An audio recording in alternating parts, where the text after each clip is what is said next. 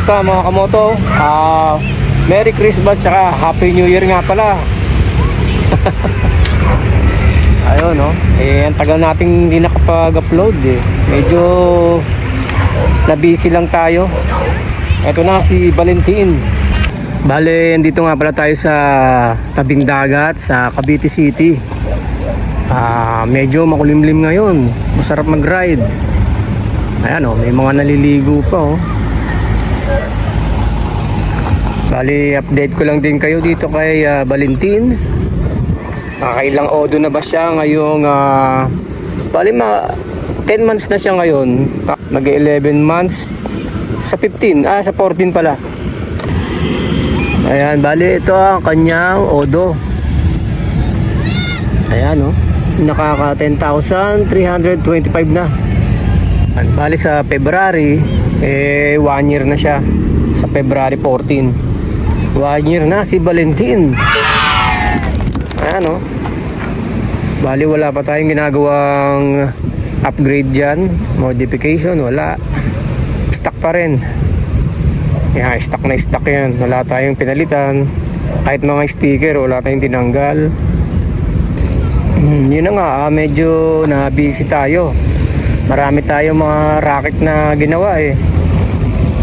Minsan dito yung gamit ko, yung luma RS100 natin. Kasi nga may binili tayong materyales yun muna ang ginamit ko. Pero minsan ito yung ginagamit ko kapag hindi naman siya magagasgasan.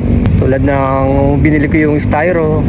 Ayan o, na ginamit natin sa standee backdrop. Tsaka wala pa namang nagiging problema maliban doon sa sige, sabihin ko na sa inyo.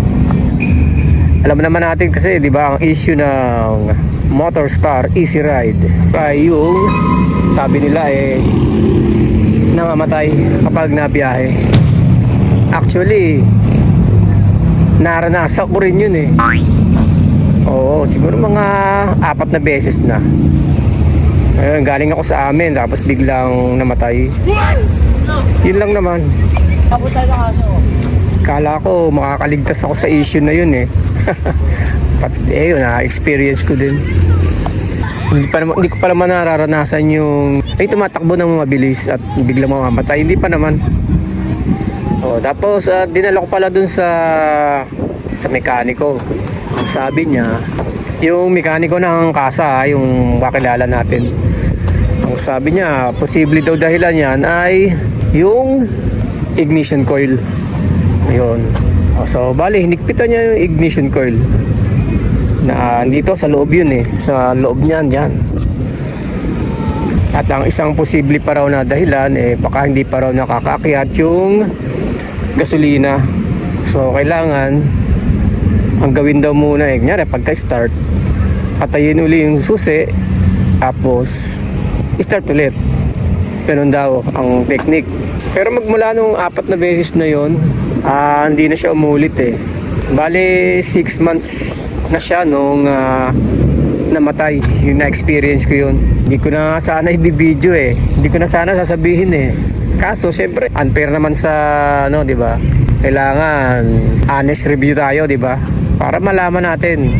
Syempre parang nakakahiya kasi sa sa Motorstar. Baka, di ba, baka maapektuhan yung sales nila kapag, syempre, pag nagsabi tayo nung ganyan, yung mga issue about Motorstar.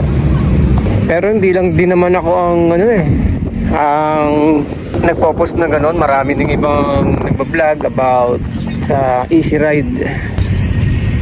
Kaya okay lang naman, di ba?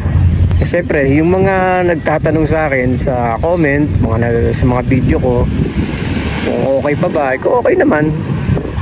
So ngayon, kung mapapanood nyo to, magdadalawang isip na kayo ngayon. Pero syempre, sa presyo niya, pwede na di ba?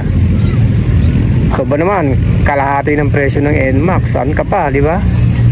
Okay na. Sing forma din naman. Mabilis din naman, di hamak to. At nakikipagsabayan yan So ngayon, yun lang muna mga kamoto ang ating video. I-update ko na lang ulit kayo sa ating susunod na upload. At pag-usapan pa natin yung dalawa pang issue ng Easy Ride 150 Fi. Okay? Full memory na ako eh.